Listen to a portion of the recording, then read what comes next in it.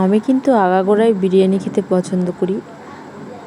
তো তোমরা কারা কারা পছন্দ করো সবাই অবশ্যই কমেন্টে জানিও বন্ধুরা। দেখো আমি বেরেস্তার জন্য কত কিছু তৈরি করে নিয়েছি। এখানে পেঁয়াজ, তারপর ক্যাপসিকাম, তারপর বিনস, এগুলো দিয়ে আমি বেরেস্তা করব বিরিয়ানির। তো এখানে মশলাগুলো দেখো সব কিছু পেস্ট করে নিয়ে সমস্তটা যা যা বিরিয়ানিতে লাগে সব কিছুই দিয়েছি, কিন্তু একদম সিম্পলভাবে যেমন দোকানে তৈরি হয় তেমনভাবে করতে পারিনি। কারণ এর আগে যতবার বিরিয়ানি বানিয়েছি দুবার বাড়িতে, তো সেটা বাড়ির চাল দিয়েই আর একদমই ঘরোয়াভাবে আর নিজের মন মতন করে। আর এখানে বিরিয়ানিতে তো কত কিছুই লাগে, কেওড়া জল, আতর, আরও কী কত সব জিনিস লাগে, আমি কিছুই দিই না।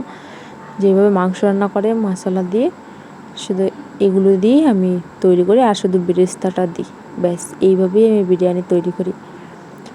তো আজকে বিরিয়ানির চাল দিয়েই আজকে বিরিয়ানি বানানো হবে।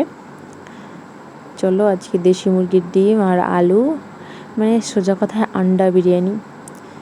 তো দেখো কত সুন্দর তরকারির কালারটা এসেছে, কি বলবো, ছাপ্পার ফারকে টেস্ট হয়েছিল ভাই, কিচ্ছু বলার ভাষা নেই আমার, এত টেস্ট হয়েছিল ঘরোয়াভাবে বানিয়েই।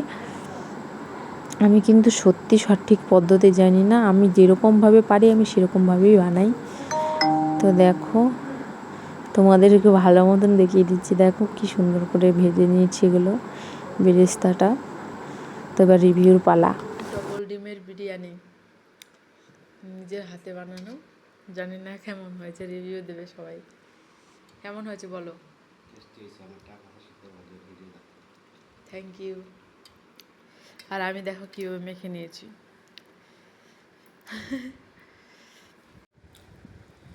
দেখো ভাই আমার কাছে কিন্তু প্রচুর পরিমাণে টেস্টি লেগেছে, কি আর বলবো। শাশুড়ি মা আমার বাচ্চাকে নিয়ে বসে আছে, আমি খাবো তারপরে উনি খাবেন।